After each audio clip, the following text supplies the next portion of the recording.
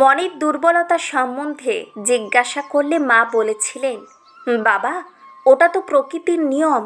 যেমন অমাবস্যা পূর্ণিমা আছে না, তেমনি মন কখনো ভালো কখনো মন্দ হয়, তেমনি বিশ্বাস অবিশ্বাস।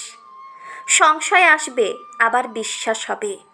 এই রকম করেই তো বিশ্বাস হয়, এই রকম হতে হতে পাকা বিশ্বাস হয়। সংশয়ের প্রশ্ন তুলেছিলেন যোগেন মা। মাকে ঘোর সংসারের মতন ভাই ভাইপো ভাইঝির জন্য অস্থির হতে দেখে তার মনে প্রশ্ন জেগেছিল। শ্রীরামকৃষ্ণদেব তার সেই সংশয়ের অবসান করেছিলেন অদ্ভুতভাবে।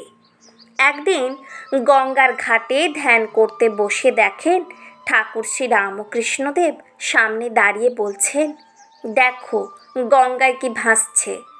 যোগেন মা দেখলেন একটি সদ্যজাত শিশু নাড়ি ভুঁড়ি জড়ানো গঙ্গায় ভেসে যাচ্ছে।